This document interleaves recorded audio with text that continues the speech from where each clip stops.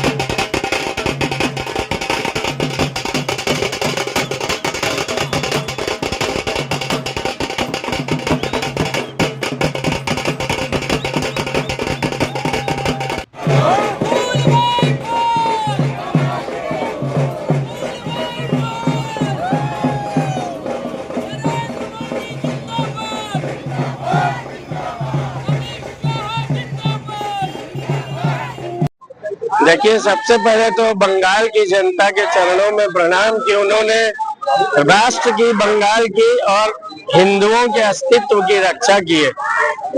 बंगाल का चुनाव केवल एक साधारण लोकतांत्रिक चुनाव जैसा चुनाव नहीं था, वो हमारे राष्ट्र के मान बिंदु के लिए चुनाव था, हिंदुओं के अस्तित्व का चुनाव था।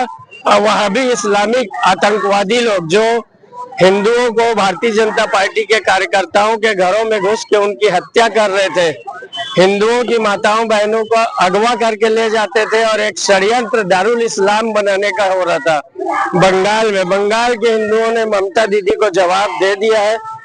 देश के यशस्वी प्रधानमंत्री आदरणीय नरेंद्र मोदी जी के नेतृत्व में भारतीय जनता पार्टी, वहां के स्थानीय इकाई और देश भर के विभिन्न कार्यकर्ताओं ने जाकर मेहनत की और वहां भगवा लहराया है। अब बंगाल का विकास होगा, सुशासन होगा, गरीबों का कल्याण होगा, माताओं बहनों की रक्षा होगी। और वो धरती पंडित श्यामा प्रसाद मुखर्जी की धरती है, रविंद्रनाथ टैगोर जी की धरती है। स्वामी विवेकानंद जी ने उसी धरती पे जन्म लेके पूरी दुनिया को संदेश दिया था। वो संदेश स्वतंत्रता के बाद जो विलुप्त हो गया था, फिर इस धरती से चालू होगा और सुशासन की बहार आएगी और भारत का प्रखर राष्ट्रवाद बंगाल के माध्यम से पूरी दुनिया में फिर से फैलेगा।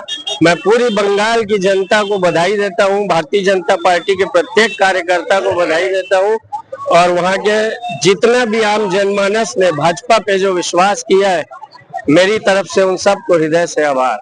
बंगाल की धरती में हमारे पुरोधा पंडित श्यामा प्रसाद मुखर्जी जी का जो परिकल्पना और सोच कि पूरी देश में भारतीय जनता पार्टी का सरकार बने। और वो परिकल्पना आज हमारे वंदे मातरम गीत का 150 साल पूरा होने के अवसर पर हम बंगाल में भारतीय जनता पार्टी का एक ऐतिहासिक जीत, जो कि वहां के भारतीय जनता पार्टी के कार्यकर्ताओं के बदौलत वहां भारतीय जनता पार्टी का जीत हुआ है। और देश के सचिव प्रधानमंत्री, हमारे देश के गृह मंत्री और वहां के कार्यकर्ताओं के जो सोच और परिकल्पना आज साकार हुआ है। पूरे देश की भारतीय जनता पार्टी कार्यकर्ता आज खुशी के माहौल में झूम रहे हैं, नाच रहे हैं, गा रहे हैं। और आने वाले समय में पश्चिम बंगाल में भी, बाकी प्रदेशों में भी भारतीय जनता पार्टी की सरकार है, जहां विकसित राष्ट्र जो 2047 के परिकल्पना को लेकर जो विकास के काम हो रहे हैं, उस परिकल्पना को साकार हमारे पश्चिम बंगाल में भी भारतीय जनता पार्टी द्वारा किया जाए।